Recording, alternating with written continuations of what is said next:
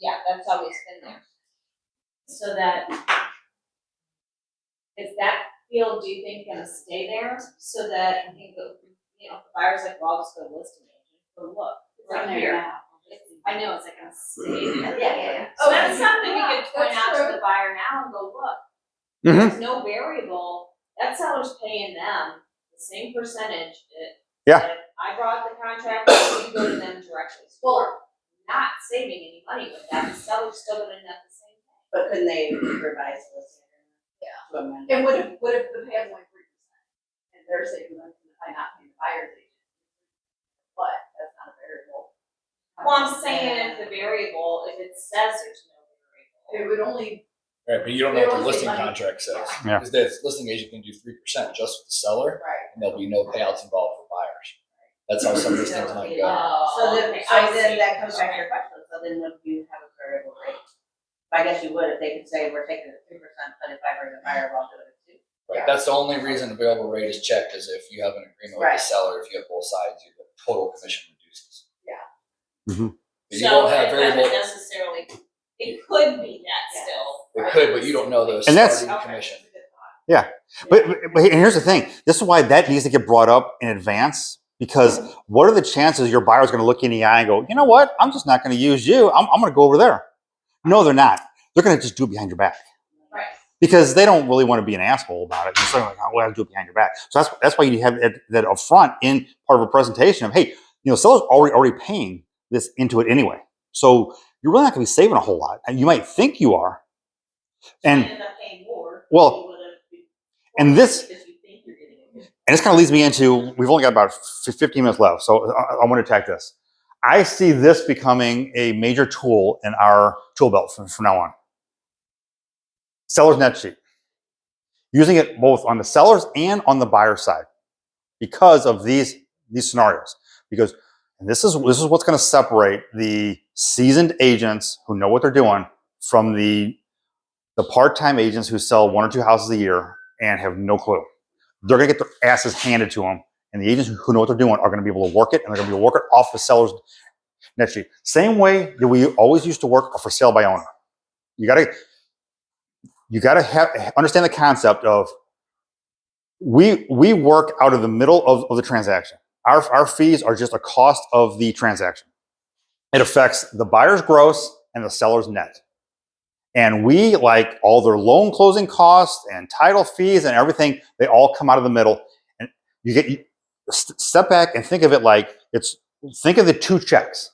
Buyers bring in a check, sellers take away a check. None of the other numbers matter.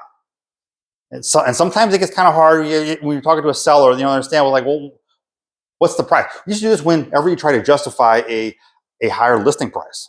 And they're like, well, if I pay somebody 5%, I'm going to save $2,000. Will you really?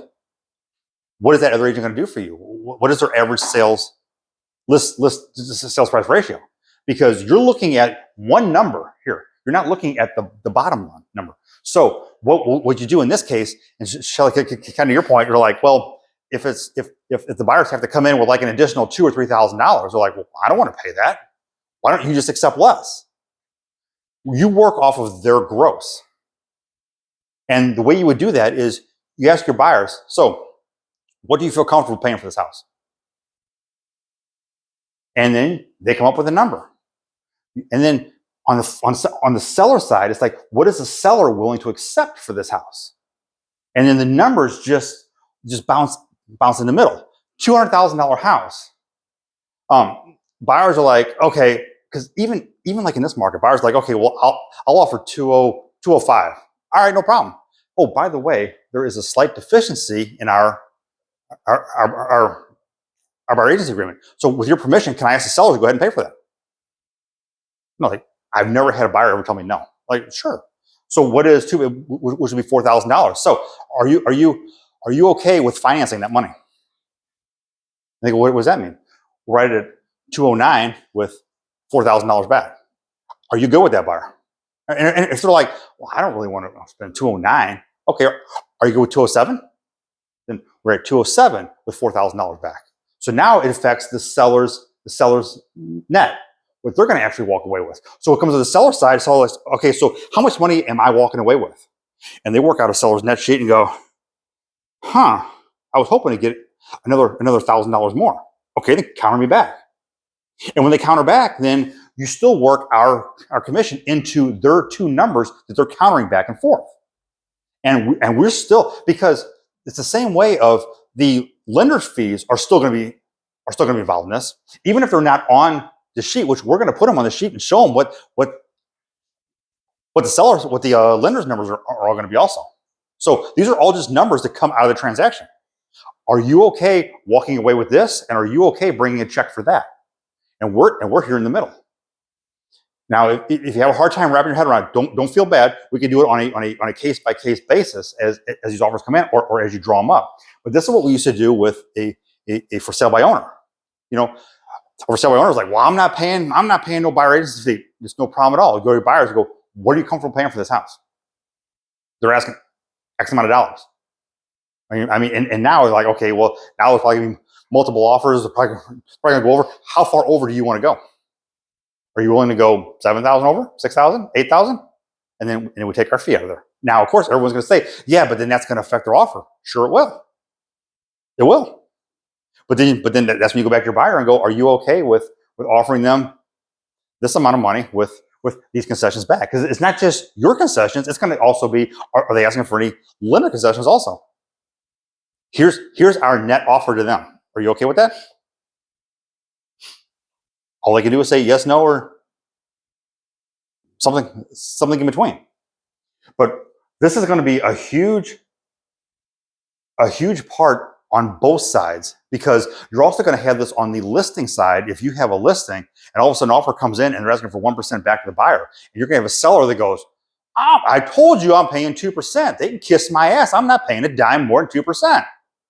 Seller, relax. Why does that matter to you? Well, because I'm not paying them damn agents that much money. Do you really care how much money you're paying that agent, or do you care about what your check is?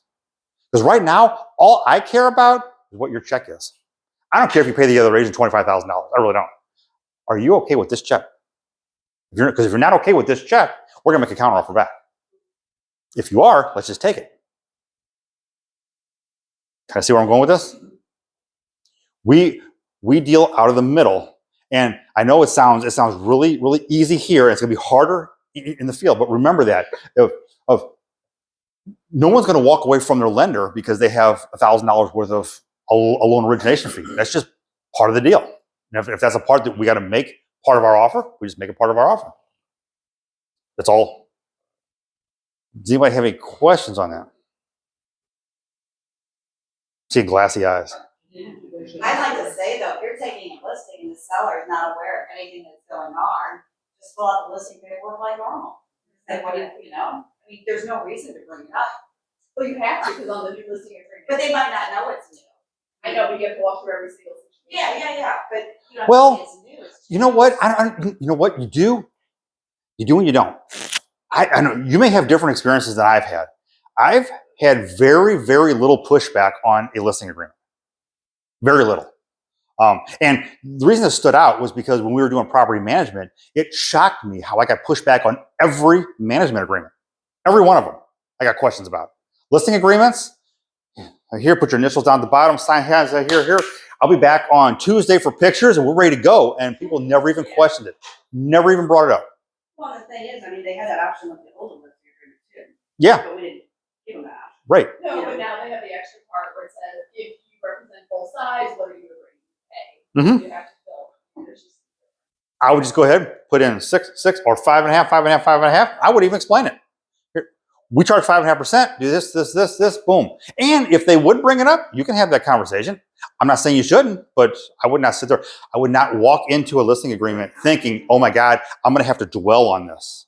And because this is what they're kind of making us, I shouldn't say they're making us do, but in the forms changes, and when you take these forms classes, they're kind of pushing you. We're supposed to sit and dwell on this. I'm not going to dwell on, I wouldn't dwell on anything. I don't want. I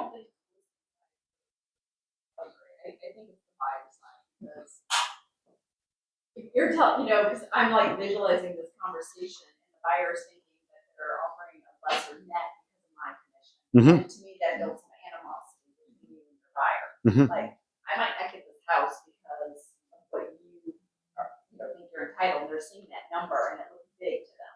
It does. And especially compared to title. It does. Yeah. And some of that terminology could be, well, just so you know, on 90% of the houses we look at, maybe even 95% of the houses we look at, this is already baked in. Even the ones we looked at where it's not baked in, it still kind of is, because the other side has already taken that into consideration on their list price already. So they're already kind of baking it in anyway. So when we come back and ask for it, they're like, yeah, okay, the listing agent told me this is probably going to happen anyway. I do think you're right. Because at least everybody's going to have it in their head what they want for their net. Mhm. The buyer's going to know what I have to, the most I can do. And when it comes up, the conversation comes up, at least they'll have the numbers straight and they'll be able to justify it or not. Yeah. I mean, Like, are they, as far as whatever regarding the lawsuit, are they doing a mass mailing, when that will come out? I thought I read they're going to come out the end of August, that August So here's 17th my thing. thought. I take a listing, even though we're doing business as usual. I think I want to bring that up for transparency, because the last thing I want them to do is give me a call and say, you fucking lied to me. Well, the Okay. thing is, though, that's only going to the people that sold in the last 5 years. It's not going out to every Right. person that sold a home in the last. Well, and here's the thing. I mean, I wouldn't necessarily, again, not that I'm trying to slide it by them, but I would look at like our business model is to continue the way we have been all along, because I feel that's best for you. When I sit down with the seller, I'm not like, okay, man, if I eat this past him, I'm gonna get one over on him. No, I feel it's in your best interest if I take this listing at 5.5%, I pay out 2.7, and I make my 2.3. I think that's in your best interest. And if they go, well, I was told I didn't have to, and you don't have to.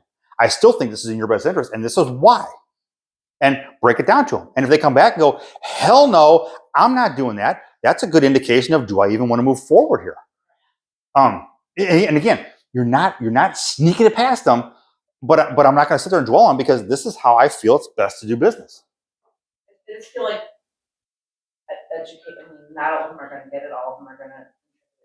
But I feel like just educating them, whether we just have literature in our guides, right, to show them, or to have a physical conversation, or talking points, rather ruin a thing that for future clients, or that's just fine. I mean, I feel like this is gonna be our meeting every week for the next 6 months, because it's like we've got to go in. You know what? Well, I think it's gonna be all in how you present it. If you're confident in how you're presenting it, they're not going to push back. But if you're hesitant and they're gonna be like, wait a minute, they're gonna get that sense of something's going on But here. I think that's why we have to keep going over and over on stating our value. How do we state our value? How do we Right, say and if it? you guys wanna Touch do that, like a touch coaching or something where we come in and we'll And- do that. And honestly, everyone here is right.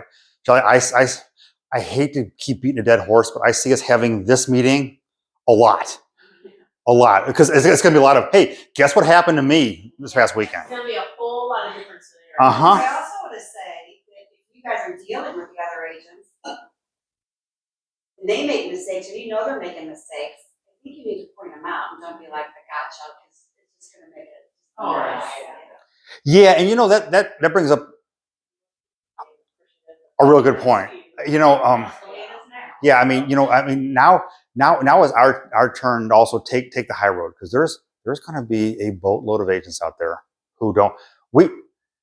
Could we have been any more forward in trying to get all this out to everyone in our company? I can't tell you, I can't do it anymore other than come to your house and talk to you. But yet, we still have 1/3 of our agents have never sat in a class like this. I don't know what else to do. Well, we also know there's agencies that aren't having classes. There's some that are not having any classes at all. When Dave Rofling was here with his wife last time, I'm like, yeah, I told him, I'm like, hey, because his broker, I'm not gonna name any names, is kind of like at the association all the time. I'm like, so is she up on this? He goes, she hasn't said a word about this stuff. I'm like, well, you guys want to swing on by and sit for a class? And there's a ton of agents out there who who their training right now, and I know because I've seen it, their training is a website with a frequently asked questions. And while it's some of that's okay on the contracts, this goes in this one, the nuances, the stuff we're talking about today, what happens when this comes up? I don't know. That's why the newer agents who are going to sit across the kitchen table from a seller, and seller go, now what's this side here? I don't have to pay a buyer's agent, so I'm not paying them. Is that newer agent or the inexperienced agent going to go, well, let me tell you why that's maybe not your best idea, or are they going to go, oh, okay, and not have any idea what they're doing? And not only that, that same agent who has no idea what they're doing to sell it to the seller, how is this going to work when we're working out this offer? They're going to have not a clue what you're talking about. Not a clue. So you're going to take them by the hand and walk them through this. And we are. And unfortunately, at the same time, they might think they know all about what's going on. So we're still stuck. So, We have the forum, we can use the forum more, with questions and Scenarios, and yeah. stuff Yes. in between meetings. Yes. A lot of that because, yeah. The round table is Yeah. handy if you guys Yeah. remember that. I mean, we usually do that once every couple of weeks. I mean, we might pencil something in at the same time every week for a while, just so people can come in and just hash it out, because there's going to be, and that's why, getting back to that first email, that's why they pushed it off, because right now the association is getting all kinds of calls and emails going, what about this? What about that? What are we going to do here? And they're going, oh crap. And they're going to try and fix it on the forums. And I'm not sure a lot of it can all be fixed on the forums. I think a lot of it is just how we interact. Do you have any tentative plans, or tentative plans for all the phone calls on the listing? You know what? I was just going to bring it up. Thank you. Yeah. Can I put it on my Facebook profile picture header? Hey, this listing is this percent. This listing. Yeah. Here's kind of, I think, where we're going, because unfortunately we're going to get stuck in this, and no one from the brokerage level, and I'm as guilty as rest, has really stepped up and brought all the brokers together and said, tell what we're going to do with this. Because the association really can't, Maris really can't. So how are we going to get our payouts out? The best idea I can come up with right now, until something really shakes out, is we're going to put it on our our website page, on the descriptions at the very end. Buyer payout of 2.7%. Buyer agency payout, whatever it is. I would also recommend to any agent who takes a listing, change your voicemail. Just say, if you're calling about the house at 123 Main Street, there's a buyer agency payout of 2.7%. If you have any additional questions, please leave your name and number. Yeah. Well, you might. I'm going on vacation. Well, and then that takes us to like the next level. Well, we've also kicked around the idea, and we're probably going to end up doing is a Google spreadsheet to have here like in the office. So when someone calls, because if someone calls here and says, hey, what's the payout on 123 Main Street? People will look it up. Also, we've considered ways of getting that Google spreadsheet out to the public.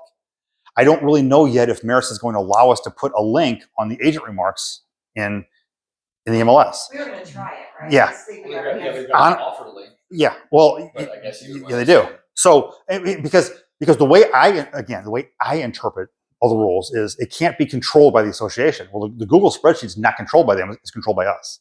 So then, what I would envision is when you do your agent remarks, go agents for payout information. Click here, and they click and go to just a basic Google spreadsheet. They go down and go, okay, the payout is 2.5 on this one, 2.7 on that one.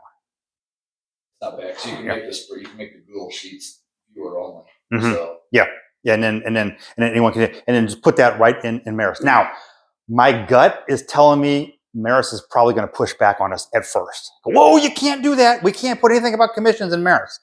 Well, I think as time goes on, they're going to realize, okay, it's not controlled by them. It's controlled by the individual brokerages. So they're probably going to allow it to happen. But we need your listing paperwork like ASAP now. Mm-hmm. And I'm just kind of throwing out there to everyone.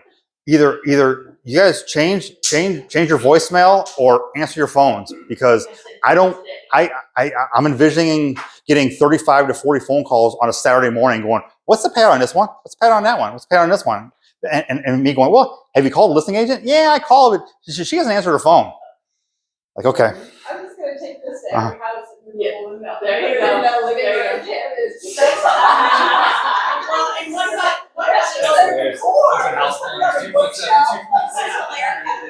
All we need is one. No, we need one silver balloon to put it right there, and then take this out on the front porch, and that's your front picture of Maris with a big 2.5 right on the front picture of Maris. I love it. That's hilarious. I love it. But speaking of that, like if you're in like Sharon just did a couple open houses for me, and a lot of times agents are bringing their clients to the open house. Yeah. And if they ask, is Sharon is okay to say this agent is paying? Oh, yeah.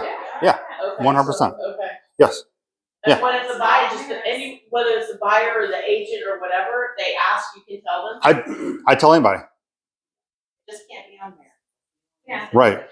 I mean, I do put on my voicemail now that if you need a quicker response, please text me.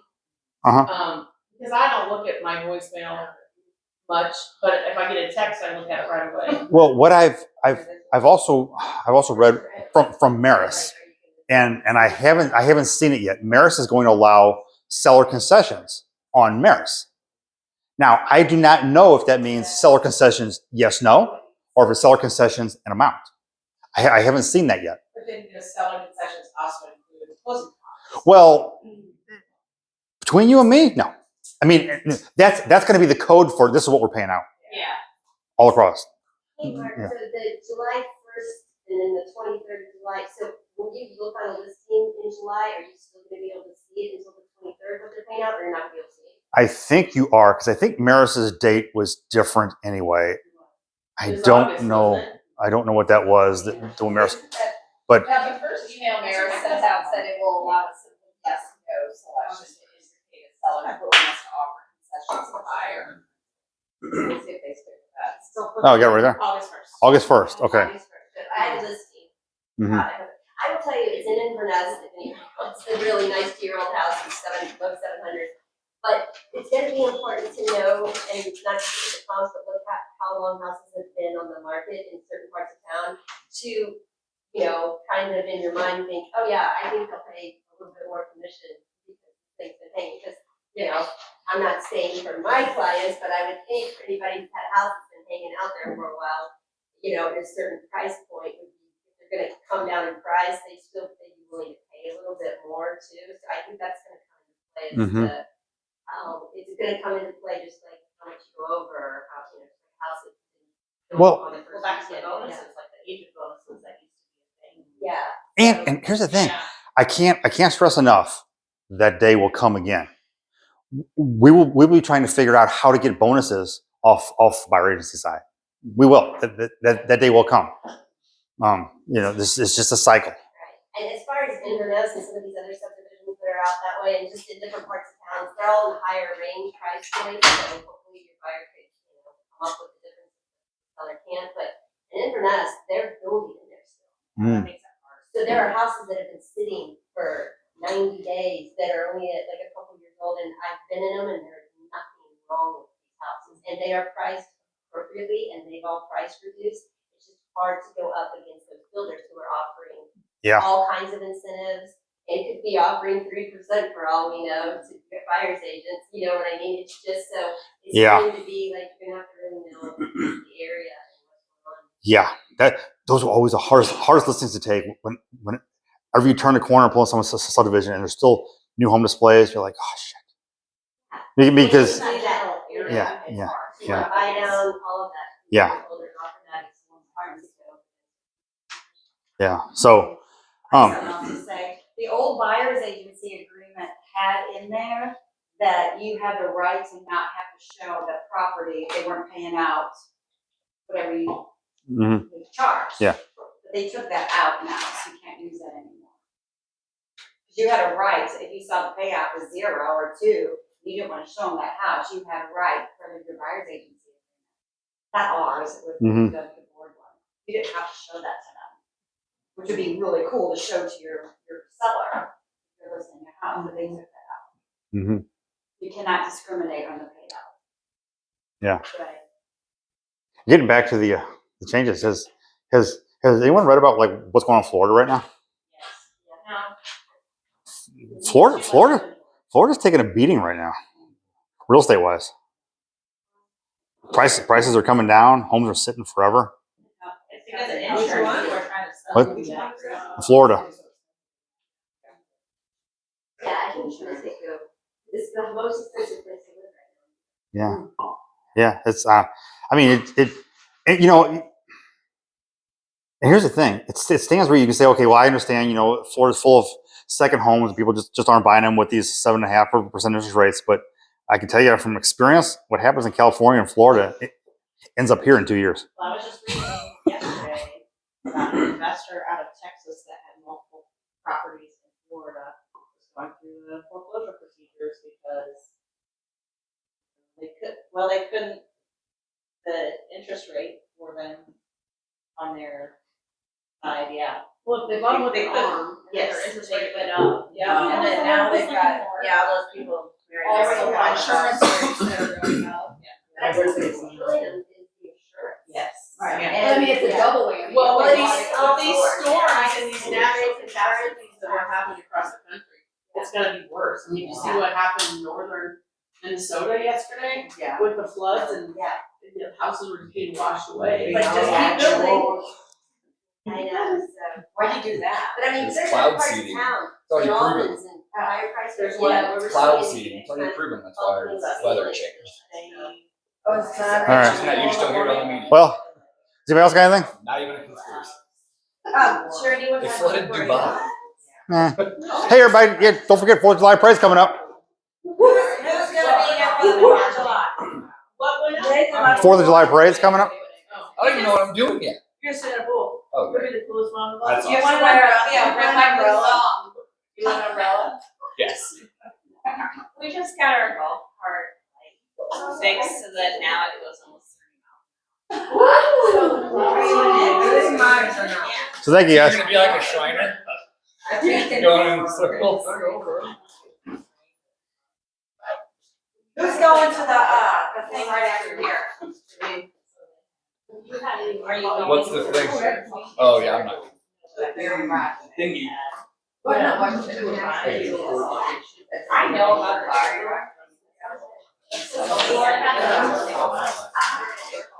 See how she made it. Ready for you to go. Are you going?